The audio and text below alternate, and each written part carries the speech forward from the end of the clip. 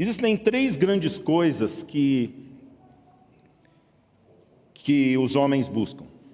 E aqui, quando eu falo homens, digo mulheres também.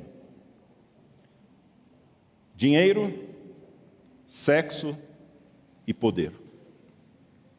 Dinheiro, sexo e poder. Talvez você esteja pensando, não, pastor, nada disso. Eu, graças a Deus, não tenho problema nenhuma dessas áreas. Mas é muito comum, são as áreas onde a maioria das pessoas são tentadas, né? A palavra de Deus diz que cada um é tentado segundo os seus próprios desejos. Às vezes a gente se gaba, né? Porque eu não sou tentado, talvez na área sexual, mas eu sou talvez muito tentado na área da mentira, ou na área do furto, ou na área de querer enganar as pessoas, ou em alguma outra área da minha vida. Então cada um é tentado numa área, mas essas três áreas, sexo, dinheiro e poder, são umas das áreas onde mais as pessoas são tentadas. A questão do dinheiro, a gente vê que tem muitas pessoas que dinheiro nunca será suficiente. Dinheiro nenhum nunca será suficiente. E aqui não estou dizendo de pessoas ricas, estou falando às vezes de pessoas comuns, de que nunca o que eu tenho para mim será suficiente. Eu sempre vou querer mais, eu sempre vou estar insatisfeito na minha vida. E a minha motivação de vida é poder ganhar mais dinheiro. E eu vou fazer isso das maneiras necessárias, nem que eu precise usar de métodos ilícitos, eu vou fazer isso para que eu tenha mais dinheiro. Existem muitas pessoas que são assim, né? Por isso que o próprio apóstolo Paulo, ele adverte, e a Bíblia fala muito sobre dinheiro, a gente não vai falar sobre dinheiro hoje, né? Porque tem muita gente que fala, né? Não, pastor, dinheiro para mim não é problema porque eu não tenho, né? Aliás, se dinheiro para você é um problema e você não tem dinheiro, então você não tem problema, né? Então, mas essa é uma área onde muitas pessoas são tentadas. Existe a questão sexual também. Existem muitas pessoas que fazem de tudo para que consigam, às vezes não estou falando aqui do sexo em si, existem sim pessoas onde a área sexual é um abismo que chama um outro abismo, por isso que a gente vê pessoas que se envolvem em pornografia, acabam se envolvendo também em outros tipos, como pedofilia, como bestialismo, e um abismo sempre chama outro abismo, um fundo do poço parece que nunca chega nessa área. E às vezes muitas pessoas falam, não, eu não tenho problema com sexualidade, eu já sou casado, já sou casada. Mas são pessoas que vivem com a necessidade de receber o que a Bíblia fala de um gracejo indecente de uma pessoa do sexo oposto. São pessoas que vivem querendo se expor a sua sensualidade, e enquanto elas não percebem que estão sendo atraídas pelas pessoas do sexo oposto, elas não ficam tranquilas. São pessoas que vivem dessa maneira. Mas hoje também a gente não vai ver nem sobre dinheiro, nem sobre sexualidade. Hoje nós vamos falar um pouco sobre essa terceira área, que se chama poder. Repita comigo, poder. Poder. O que é o poder? Essa coisa que tem dentro da gente, de querer ser o líder, de querer sempre ser reconhecido, de querer sempre ser o centro das atenções, de sempre querer ter o microfone, de sempre querer ter os holofotes, de sempre querer estar no centro da mesa rodeado por pessoas que te admiram. Essa coisinha que coça dentro da gente, que se chama poder. Essa vontade que a gente tem de querer mandar nos outros. Essa vontade que a gente tem de querer ser promovido para poder mandar nas pessoas. Essa vontade que a gente tem, ou a negação e a rejeição e a rebeldia que a gente tem quando eu tenho que me submeter a alguma autoridade que é posta sobre mim. Poder. Quero dizer que se talvez você tenha tentação nessa área, eu quero dizer para você, bem-vindo ao time. Sabe por quê? Porque é uma área onde muitas pessoas são tentadas. E o nosso próprio Senhor, Ele não foi tentado na área de dinheiro, na área sexual, mas a Bíblia, quando fala, tanto em Mateus capítulo 4, quanto em Lucas capítulo 4, que Jesus ele foi tentado no poder. Se tu és o Filho de Deus, Se você tem poder suficiente, transforma essas pedras em pão. Pula daí para baixo, manda os teus anjos, se você pode. Se você tem autoridade sobre eles. E eles vão pegar vocês, vão te segurar. Todos os reinos, olha, está vendo os reinos? Tudo isso te darei, os reinos, o poder, se prostrado me adorares. Você será poderoso. Veja, percebe como Satanás,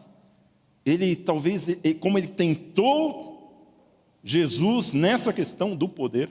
Porque, meus irmãos, isso é algo que, em todos nós, isso é algo que coça dentro da gente. Nós queremos, de certa forma, ser... Se você talvez já trabalhou, com certeza você trabalha para ser promovido.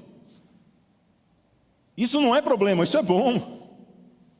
Isso é bom, isso é promessa do Senhor, de que nós seríamos cabeça e não cauda. Isso é promessa do Senhor, de que o Filho de Deus, ele seria bem-aventurado em tudo quanto ele fizesse. Isso é promessa para nós. Mas existem pessoas que, assim como no dinheiro, assim como no sexo, fazem disso o seu Deus. Não se cansam. E não se conformam enquanto não têm poder. E é isso que a gente vai ver um pouco sobre pessoas que têm isso. E eu não estou dizendo apenas fora das igrejas, não. Isso até mesmo dentro da igreja. Mesmo dentro da igreja nós encontramos isso também. Pessoas que às vezes são revestidas de poder e ameaçam as pessoas, e não sabem lidar com isso. E às vezes são pessoas que são fracassadas lá fora, e querem ter poder aqui dentro, e criam toda a espécie de divisões, de partidarismos. Poder.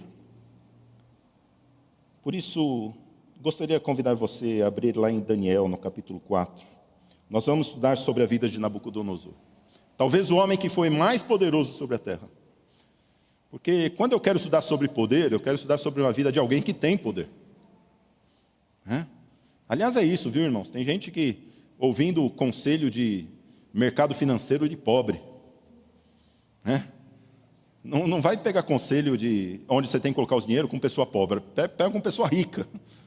Se eu quero saber sobre poder, eu quero conhecer de alguém que teve poder, não de alguém que nunca teve poder. E a gente vai ver, talvez, no homem que foi mais poderoso sobre a terra, um dos homens mais poderosos.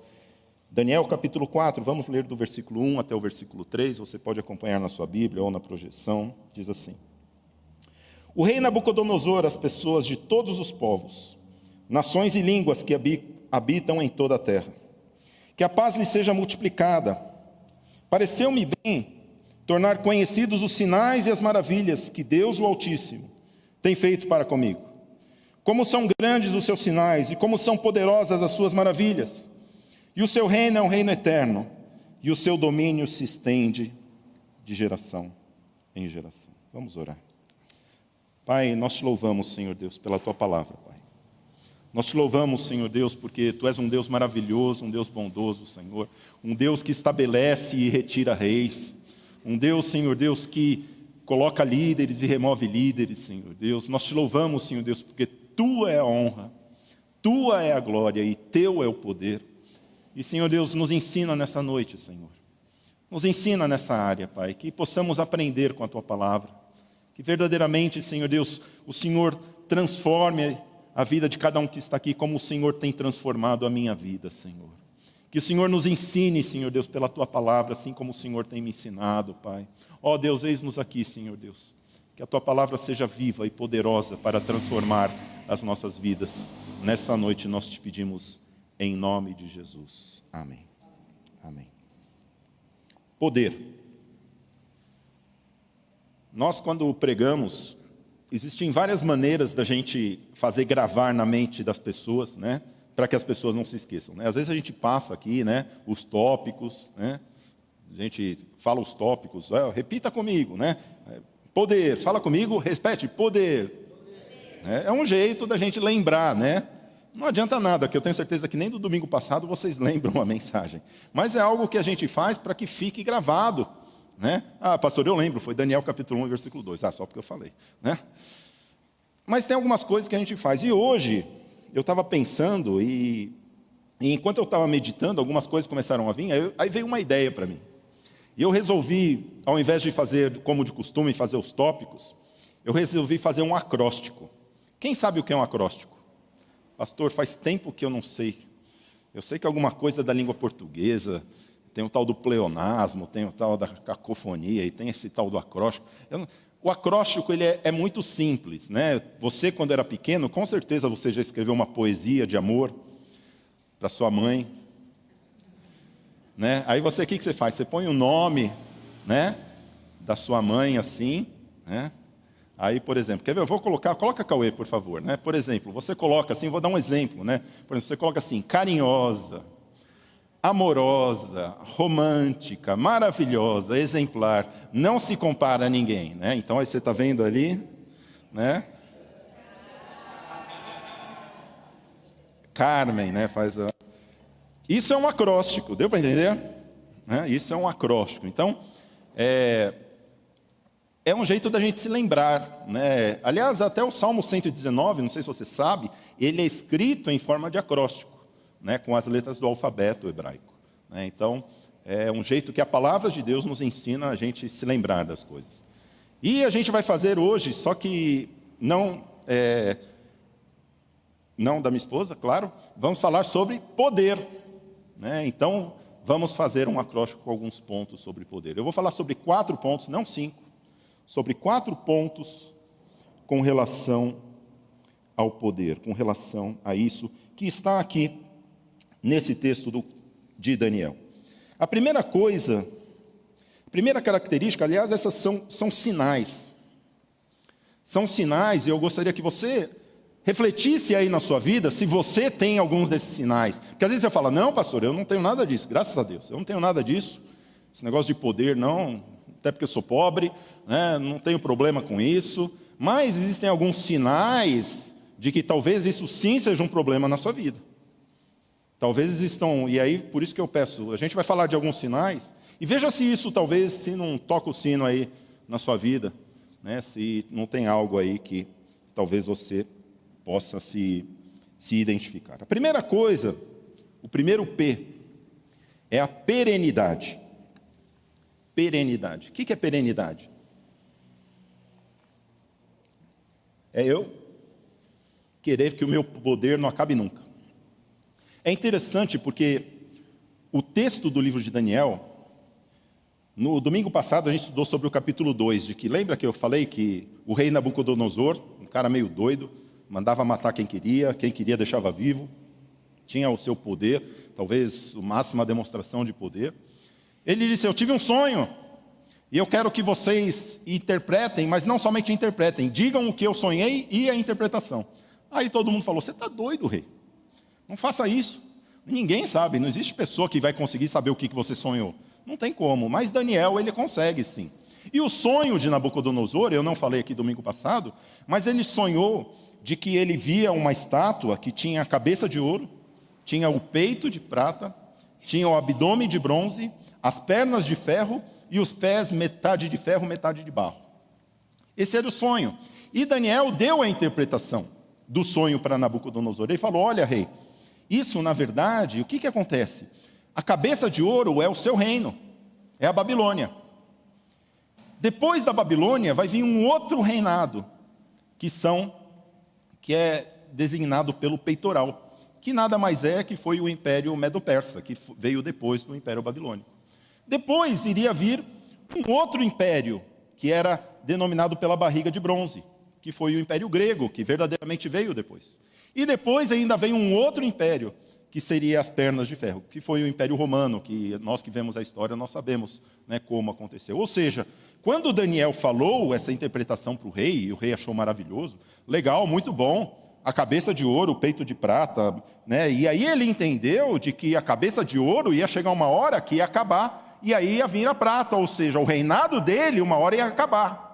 Era como se Daniel estivesse falando, você, Nabucodonosor, você é maravilhoso, você é de ouro, você é muito valioso, mas a sua hora vai chegar.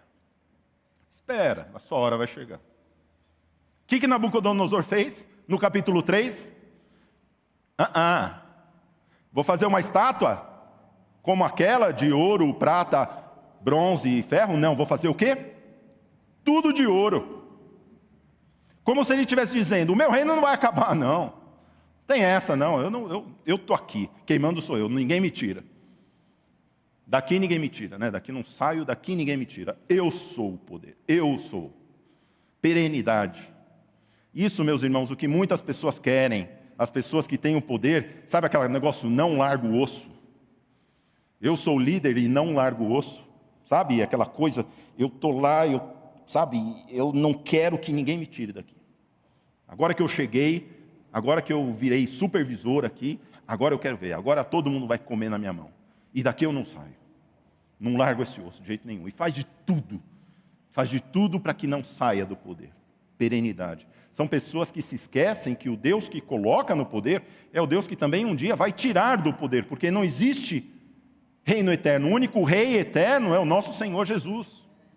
Porque quando eu digo que o meu poder é eterno, eu estou querendo me comparar com Jesus, porque somente o reino de Jesus é eterno. E o livro de Daniel, o tema central é de que somente o reino de Deus é eterno, de que somente o reino de Jesus Cristo é eterno. Por isso a perenidade é uma das características das pessoas que se esquecem que Deus, Ele é quem dá e Ele quem tira. Às vezes nós nos esquecemos disso. E às vezes quando nós somos colocados em posição de liderança, nós nos esquecemos que, meus irmãos, Deus não vai deixar a gente eternamente aqui. Nosso Senhor Jesus precisou de 3 anos só para liderar 12 homens e fazer com que aquele evangelho chegasse a bilhões de pessoas. E às vezes tem gente que está no ministério lá, que é meu. Se esquecem de algumas coisas, se esquecem de que a palavra de Deus, ela nos ensina de que na nossa vida, por isso, abra sua Bíblia lá em 2 Timóteo capítulo 2, versículo 2. Olha o que diz a palavra de Deus em 2 Timóteo capítulo 2, versículo 2. E o que você ouviu de mim na presença de muitas testemunhas, isso mesmo transmita a homens fiéis e idôneos, para instruir a outros. Ou seja, o que você recebeu, passe para o outro, que vai passar para o outro. Ou seja, aquilo que nós recebemos de Deus, naquilo que fomos instruídos, na autoridade em que fomos revestidos, nós devemos sempre já olhar um discípulo, já olhar alguma pessoa. É isso que Jesus fala, fazei discípulos. Não mandai em membros da igreja. Fazei discípulos. O discípulo é o aluno. Sabe o que o discípulo faz quando ele cresce? Ele vira o quê? Vira mestre. Mas não, eu quero ter as minhas ovelhas. Eu quero mandar. É o meu ministério, o meu time, é a minha equipe. É minha. Ah, meus irmãos, esse é o primeiro sinal. A perenidade é o primeiro sinal das pessoas que não pensam de que a sua vida é curta, que não pensam de que o tempo que vivem é um tempo curto, e de que nós, na melhor das nossas forças, devemos entender de Deus e olhar para os sinais para entender quanto tempo o Senhor tem para nós na posição em que nós estamos. Deus, Ele quer sim, Deus, Ele quer nos usar como líderes, Deus, Ele quer nos usar como líderes. E aqui eu não estou falando só de líder, de ser alguma coisa, né, um líder de uma grande empresa ou alguma coisa do tipo, mas às vezes o líder da minha casa, né, o líder do meu quarto. Você já parou para pensar que se você mora sozinho no teu quarto, o líder lá é você? E as coisas têm que funcionar? E se a gaveta está fora de ordem, a culpa é tua? Nós precisamos entender de que nós que somos colocados, a perenidade é algo que nós devemos sempre pensar. Será que temos pensado em fazer discípulos? Será que nós, como líderes, estamos pensando em ter os nossos Timóteos, né? Assim como Paulo teve o seu Timóteo? Será que nós olhamos para pessoas? Será que quando nós olhamos as pessoas novas que estão chegando na igreja, damos oportunidade para elas estarem exercendo o seu ministério? Sabendo que um dia não estaremos mais aqui. Eu quero estar na glória daqui uns 80 anos, né? Eu quero estar lá na glória, eu não sei vocês. Eu falei que eu quero morrer aos 120 anos de idade de repente. Aos 120 anos de idade eu quero morrer de repente. Igual Moisés. Falou, Senhor, amanhã vai lá, que você sobe lá no morro que você vai morrer. se Deus quiser. Perenidade. Em segundo lugar, ostentação. A segunda coisa que Nabucodonosor, ele coloca, e a gente vê na vida de Nabucodonosor, é a questão da ostentação. Para isso eu gostaria que você visse lá no versículo 4. Deixa a sua Bíblia aberta aí no capítulo 4, que a gente vai ver lá vários versículos aqui. Versículo 4.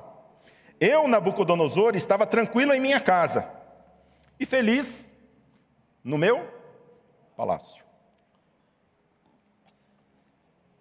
Eu estava tranquilo na minha casa, feliz no meu palácio. Meus irmãos, tranquilidade rima com um monte de coisa, menos palácio.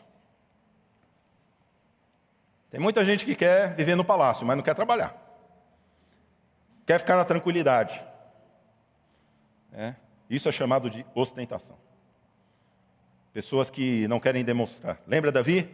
O povo lá guerreando, Urias lá guerreando, e ele acordando depois do meio-dia.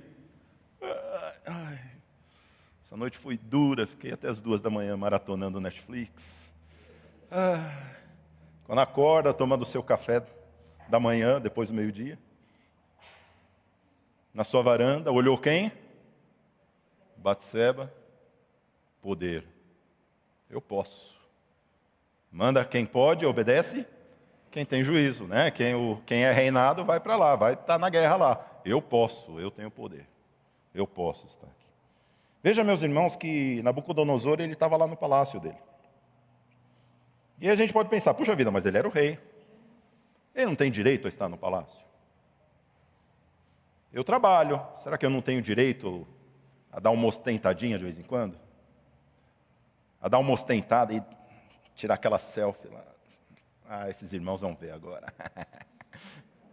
Dá uma ostentadinha de vez em quando, né? Olha aqui onde que eu estou, olha aqui como é que eu estou. Poder. É interessante porque, com relação aos reis, existe lá em Deuteronômio capítulo 17, versículo 16 e 17, olha o que a Bíblia fala a respeito do rei. Porém, esse rei não deve multiplicar para si cavalos, nem fazer o povo voltar ao Egito para multiplicar cavalos, pois o Senhor já lhes disse, vocês nunca mais vocês devem voltar por esse caminho. Esse rei também não deve tomar para si muitas mulheres, para que o seu coração não se desvie, nem deve acumular muita prata e muito ouro. Isso são conselhos de Deus, mandamentos, na verdade, para o rei, que é quem mais pode ostentar, é quem mais tem poder. É o mandamento para quem mais tem poder, né? Então, de maneira que se você almeja realmente ter um bom cargo, isso é, como eu já falei, isso é genuíno, isso não é ruim, tá? Eu não acho que os crentes têm que viver aquela vida de miséria. Eu acho que Deus realmente ele tem bênçãos para o seu povo, e eu quero realmente desejar que aqui nessa igreja possam ter chefes, gerentes, líderes, diretores, presidentes, CEOs de grandes empresas, se Deus quiser. Porque realmente eu entendo que Deus ele abençoa o seu povo. Agora, quando nós vemos o que Deus ele fala, olha, não tenha cavalos lá do Egito, não tenha muitas mulheres e não acumule muitas riquezas. Deus ele fala essas coisas, porque ele sabe que tem problema aí. Ele sabe que aí tem problema. E a gente vai ver mulheres, sexo, ouro e prata, dinheiro e cavalos do exterior, poder. Aliás, é interessante que depois, quando a gente vai ver Salomão, a gente vê um capítulo que essas 3 coisas ele vai e faz. Ele traz cavalo do Egito, ele acumula muito dinheiro, e ele tem, talvez o homem que teve mais mulheres na Bíblia, né? 1000 mulheres. E meus irmãos, a gente vê como essas coisas são símbolos de ostentação, né? E você pode falar, pastor, mas a gente não consegue trazer cavalo do Egito. A gente não consegue trazer cavalo do Egito. Mas os cavalos hoje estão debaixo dos capôs dos automóveis, né? E sim, nós queremos ter o nosso carro importado, que vem talvez não do Egito, mas que venha dos Estados Unidos, que venha da Alemanha, o seu Mercedes, o seu Audi, 0 quilômetro, meus 180 cavalos debaixo do meu capô, no meu motor 2.0 TFSI Turbo, que vai de 0 a 100 em 7.3 segundos. Ostentação. Acredite em mim, eu sei o que é isso, irmãos.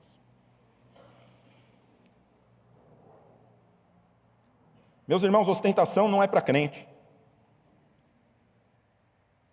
Quero dizer para você que eu aprendi isso da melhor maneira possível. A ostentação não é para os filhos de Deus. Não estou querendo dizer aqui que crente deve ser pobre, não estou falando aqui que crente deve ter um carro ruim, não estou falando que crente deve ser solteiro, viver eunuco para o resto da vida. Mas eu estou falando para vocês que nós devemos viver com moderação na nossa vida. É isso que diz a palavra de Deus em Filipenses capítulo 4, versículo 5. Que a moderação de vocês seja conhecida por todos. Perto está o Senhor. Sabe por que a moderação de vocês tem que ser reconhecida por todos? Porque perto está o Senhor. Quem brilha não tem que ser eu, tem que ser o Senhor que está do meu lado. A glória não tem que ser para mim, tem que ser para Jesus Cristo que vive em mim. Eu tenho que ser vaso e o tesouro está dentro de mim. É o poder, é isso que nós vimos domingo passado, lembra? Que é preciso que nós nos humilhemos para que esse vaso aqui, que não tem valor nenhum, possa transmitir o poder do Espírito Santo, que é o que está dentro de mim, que é Jesus Cristo vivendo em cada um de nós. Meus irmãos, quando nós ostentamos, nós somos os glorificados. Quando nós ostentamos, nós somos, a glória ela vem para nós. É isso que aconteceu com Nabucodonosor, um homem que ostentava. Quantos de nós estamos tentando ostentar na nossa vida? Temos isso como alvo de vida, mas devemos ser moderados. Devemos aprender a ser moderados. Deus ele tem me ensinado muito nessa área. Deus ele tem nos ensinado a cada um de nós que nós devemos ser moderados em tudo na nossa vida. Sempre. Não estou dizendo aqui de novo, não estou dizendo para você ter um poisé, não. Tá? Tem um carro bom, irmão. Aliás, se você tem um poisé, dá uma investida aí. Né? Não deixa os irmãos ter que empurrar o teu carro. Né? E amém, glória a Deus. Recebe aí, irmão, recebe aí que Deus. Glória a Deus. Deus ele tem o melhor para nós. Mas será que nós temos ostentado? Isso é uma forma também de poder. Isso é uma das características de que talvez o poder seja algo que esteja cegando as nossas vidas. Em terceiro lugar, letra D, desprezo. Olha o que diz lá no versículo 6 do capítulo 4. Por isso expedi um decreto, Nabucodonosor falando, tá? Aliás, Nabucodonosor no capítulo 4 ele tem um outro sonho. Aí a gente já vai ver qual que é o sonho dele aqui. A gente já vou falar sobre isso. Por isso, expedi um decreto ordenando que fossem trazidos à minha presença todos os sábios da Babilônia, para que me revelassem a interpretação do sonho. Mandei um decreto. Mandei todo mundo vem aqui. Venham aqui, todo mundo. Vocês aí, seus cabeça de bagre, que não presta para nada. Venham aqui para mim. Vocês aí, né? Gente, vamos fazer uma roda aqui. Desprezo pelas pessoas, falta de respeito com as pessoas. Né? Quem que estava precisando do favor aqui? Nabucodonosor. Ele que devia ir estar lá as pessoas. Ele que devia chegar, bater, Daniel, estou com um problema aqui, Daniel. Me ajuda aqui, Daniel. Não, vem aqui vocês. Venham resolver meu problema aqui. Desprezo pelas pessoas. Meus irmãos, quantas pessoas gostam de mandar nos outros? Tem essa coisa, eu gosto de mandar. Não sei se você já viu isso. Não sei, seu chefe, você eu sei que não, mas talvez o seu chefe goste de mandar. Tem essa coisa, parece que gosta de mandar. Meus irmãos, o desprezo ele é um sinal de que pessoas estão extravasando o poder.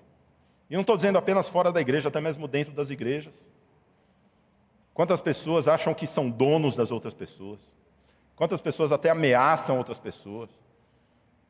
Pastores, alguns crápulas que têm a coragem de ficar ameaçando. Olha, se você não fizer isso, vou orar por você. Você não vai ficar debaixo de, como é que fala? Debaixo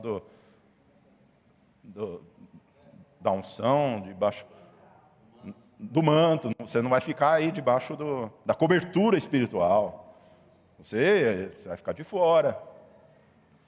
Né? Pessoas que são desprezadas. Meus irmãos, eu estou fazendo um MBA e há 2 semanas atrás eu tive aula de administração e a primeira aula, o que é administrar? O que é mandar? A palavra ad quer dizer junto. Minister ou ministrar é servir. Administrar é servir junto. É ajudar junto, é estar junto para ajudar, é estar junto para servir. Por isso que Jesus, quando ele fala, não será assim entre vocês, mas quem quiser ser o maior entre vocês, esse é o que vai ser servo, Jesus está nos ensinando a administração de empresas. Quando Jesus ele fala, olha, quem quer ser o maior, esse é o que vai estar servindo, Jesus está nos ensinando essa questão da liderança servil ou serventil, que é o que mais está pegando hoje nas empresas, o que eles mais estão querendo hoje. Porque sabe que esse negócio de humilhar as pessoas, desprezar as pessoas, isso não tem futuro. Veja, meus irmãos, quantas pessoas gostam de estar humilhando as pessoas. E às vezes eu estou falando, às vezes até mesmo dentro de casa. Às vezes a gente perdeu o respeito, a gente quer mandar. E a gente se esquece de que mandar é servir junto, é estar junto. É o homem que chega, e aí, está pronto o almoço? Em vez de chegar, meu amor, posso pôr a mesa? É a mulher que chega assim e fala, você já pagou a conta das crianças? Da escola das crianças? Em vez de falar, meu amor, toma aqui esse dinheirinho que eu ia comprar um sapato, paga a mensalidade dos filhos hoje. Você fala, pastor, como está difícil isso. Meus irmãos, desprezo, quantas pessoas desprezam outras pessoas? Isso é fome de poder. Isso é achar que eu posso mais que os outros. Quando na verdade devemos ser servos uns dos outros. Jesus ele nos chamou para servir uns aos outros, não para mandar uns nos outros. É isso que Deus ele quer de nós. É isso que Deus ele quer de nós como igreja. É isso que líder de ministério, é isso que Deus ele quer da sua vida, você líder de ministério. Que você seja um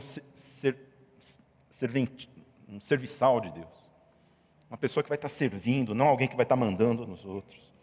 Meus irmãos, nós aprendemos que nós devemos servir uns aos outros. É para isso que Jesus nos chamou.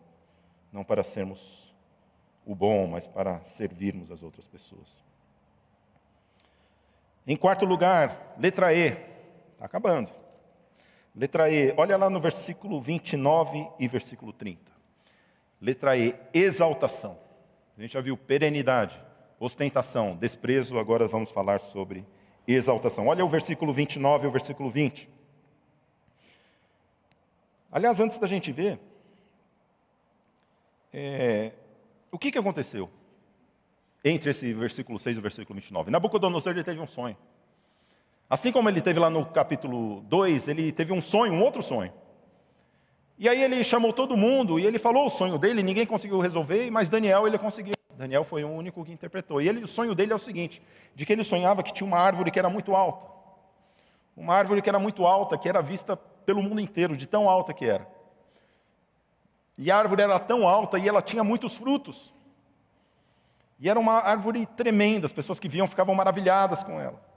E ela tinha muitos frutos. E até os animais vinham, e ela fazia tanta sombra, era tão grande, que até os animais vinham e se ajuntavam ao redor dela.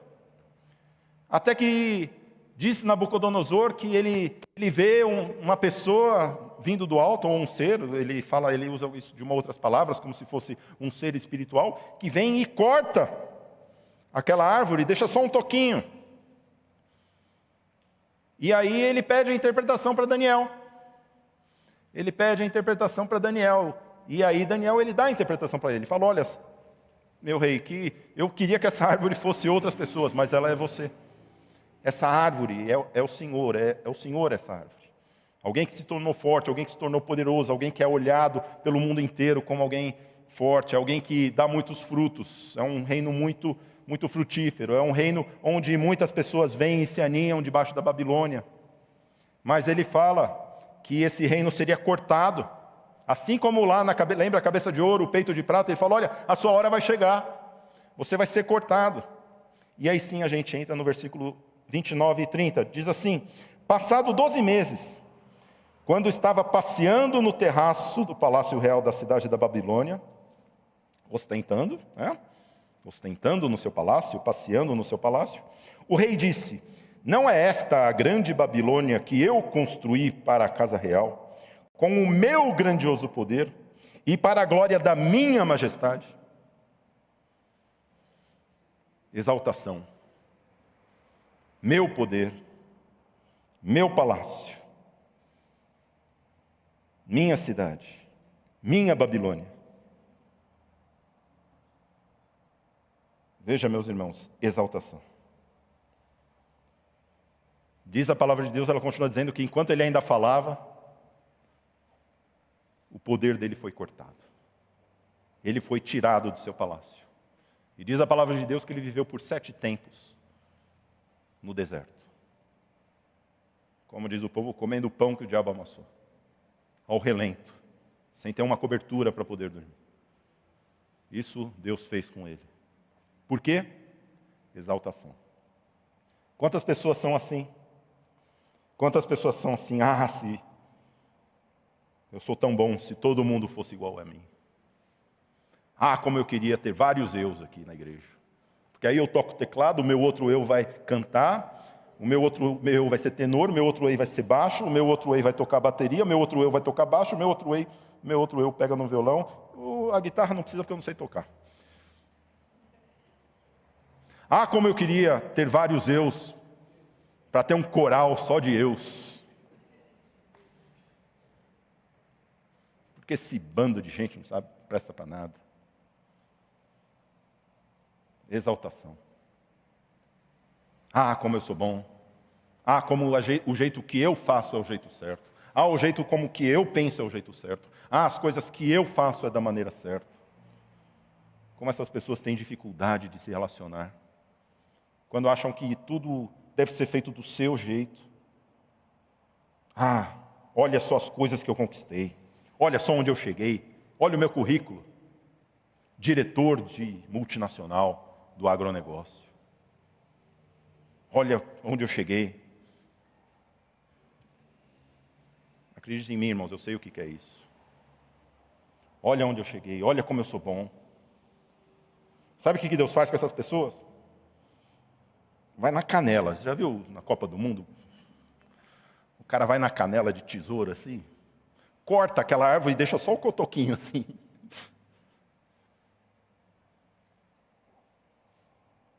Essas pessoas esquecem que é Deus que dá.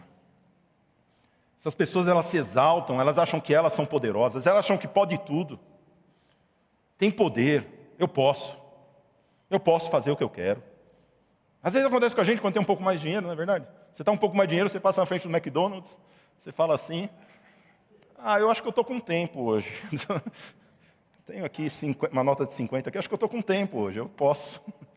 Quando você está liso, você passa e fala, eu não estou podendo, preciso ir embora. Eu posso. Poder. Quando eu tenho coisas, eu começo a me exaltar, eu acho que eu posso tudo. Eu acho que eu tenho o direito de fazer qualquer coisa. Eu acho que eu tenho o direito de pisar nas pessoas. Eu acho que eu tenho o direito de comprar aquilo que eu quero. Eu acho que eu tenho o direito de ostentar. Eu tenho o direito de falar com as pessoas do jeito que eu quero. Poder. Meus irmãos, como isso é algo que nos cega. Porque nós esquecemos que é Deus quem nos dá e que nós não somos nada. Sabe o que a Bíblia fala sobre isso? E a Bíblia dá um nome para isso. E o nome disso é soberba. A soberba. Olha o que diz lá em Provérbios capítulo 16, 18. Sabe o que a soberba faz? Antes da ruína vem o quê? Soberba.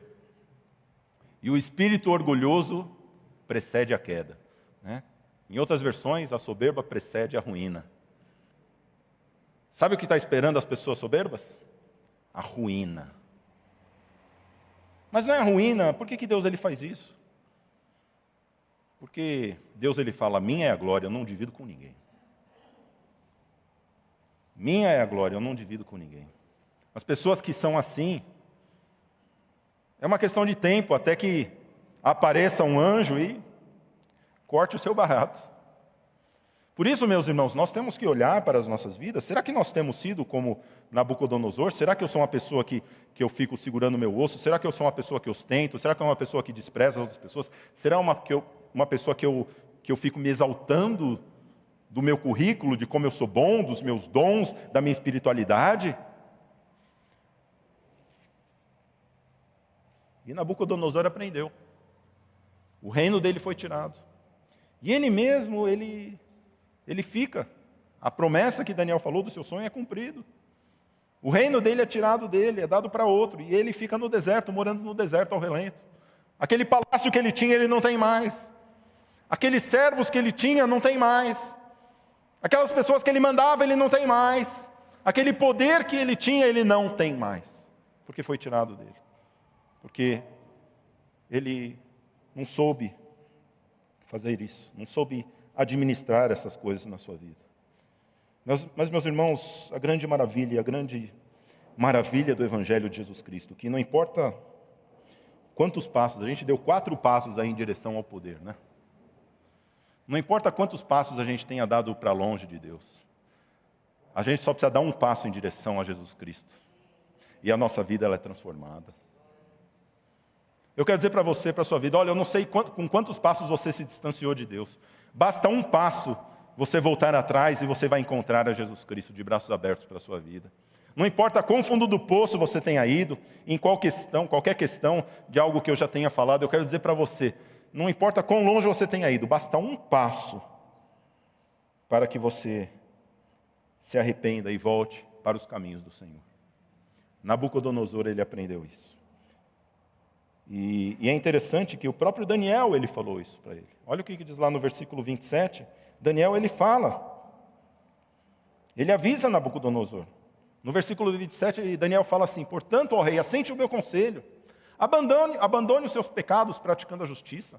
Acabe com as suas iniquidades, usando de misericórdia para com os pobres. Assim, talvez a sua tranquilidade se prolongue. É como se Daniel estivesse falando: rei, para com essa mania de grandeza. Para com esse negócio de querer achar que pode matar as pessoas da sua cabeça. Que você pode mandar nas pessoas. A vida não é isso, não. Se arrependa dos seus pecados. E mesmo Nabucodonosor não dando ouvidos e colhendo aquilo que ele plantou, a gente percebe, meus irmãos, e aí a gente termina no último R, né, da palavra poder, que é a palavra reconhecimento. Nabucodonosor, finalmente, ele reconhece quem ele é. E olha o que diz lá no versículos 34 até o versículo 37. Nabucodonosor, ele se arrepende. Olha o que diz. Mas ao fim daqueles dias, que dias? Aqueles que Daniel falou, você vai ficar de castigo. Não obedeceu o papai do céu, vai ficar de castigo. Por isso que tem que obedecer o papai do céu, a gente aprende lá na sala das crianças. No final daqueles dias, eu, Nabucodonosor, levantei os olhos ao céu e recuperei o entendimento. Então eu bendisse o Altíssimo e louvei e glorifiquei aquele que vive para sempre. O seu domínio é eterno, não o meu. O seu reino se estende de geração em geração, não o meu. Todos os moradores são considerados como nada, e hoje eu entendo que eu não sou nada. E o Altíssimo faz o que quer com o exército do céu e com os moradores da terra, e ele fez o que ele quis com a minha vida. Não há quem possa deter a sua mão, nem questionar o que ele faz. Somente ele é Deus. Nesse tempo recuperei o entendimento, e para a dignidade do meu reino, recuperei também a minha majestade e o meu resplendor. Os meus conselheiros e os homens importantes vieram me procurar. Fui restabelecido no meu reino, e a minha grandeza se tornou ainda maior. Eu, Nabucodonosor, louvo, engrandeço e glorifico o Deus do céu, porque todas as suas obras são verdadeiras, e os seus caminhos são justos. Ele tem poder para humilhar os orgulhosos. Meus irmãos, o reconhecimento de Nabucodonosor. Não é mais o meu reino, não é mais a minha grandeza, não é mais o meu palácio. Mas olha o que ele diz aqui no versículo 37. Engrandeço e glorifico o Rei do céu, porque todas as suas obras são verdadeiras, os seus caminhos são justos. Dele é o poder, não é meu o poder. Reconhecimento. Meus irmãos, não importa quão ao fundo do poço a gente tenha ido na nossa fome de poder, na nossa sede de poder. Basta um passo para nós nos arrependermos, nós reconhecermos que somente Deus é o Senhor, somente Jesus Cristo é o Senhor. Nós não somos nada. Nós não somos nada, convém que Ele cresça e que eu diminua. Meus irmãos, quantos homens demoraram para aprender isso nas suas vidas? Moisés foi um desses homens que demorou para aprender na sua vida. Moisés viveu, como eu falei, 120 anos. Ele passou os primeiros 40 anos da sua vida achando que era poderoso. Eu sou o filho do rei. Eu sou o filho do faraó. Eu sei falar várias línguas. Falo o hebraico, falo o egípcio. Sou treinado nas artes egípcias. eu sou o bom, vocês não são igual vocês, ralé de escravos, né? Meus irmãos. Ele passa 40 anos achando que era o bom. E sabe o que Deus faz? Corta o barato dele. Ah, é? Passou 40 anos se achando que era o bom.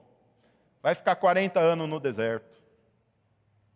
Aí ele passa 40 anos entendendo que ele não era nada. Mas a vida dele não acaba aí. Porque depois ele passa mais 40 anos entendendo e vivendo e reconhecendo aquilo que Deus pode fazer na vida de alguém que reconhece que não é nada. Na vida de alguém que reconhece que eu não sou nada diante de Deus. Senhor, pode me usar porque a glória é tua. Senhor, pode me usar porque o poder é seu. Senhor, pode me usar, pode vir, Senhor, eu estou pronto. E meus irmãos, quando nós reconhecemos, olha o que aconteceu com Nabucodonosor, a grandeza dele se tornou ainda maior, o reino dele foi restabelecido. Aquela árvore se tornou ainda maior. Aquilo que eu achava que era bom, que era aos meus olhos era bastante dinheiro, que era muita coisa, aquilo não é nada. Por isso que o apóstolo Paulo ele fala, olha, aquilo que eu achava que eu era, um homem bom, fariseu, filho de fariseus, estudei aos pés de Gamaliel, aquilo que eu reconhecia como tesouro, eu sei que isso não é nada perto de Cristo. Ah, meus irmãos, quando nós reconhecemos isso, aí sim nós estamos prontos para ser usados pelo Senhor. Quando nós reconhecemos isso, nós sim estamos prontos para sermos usados pelo poder verdadeiro, que é o poder de Deus.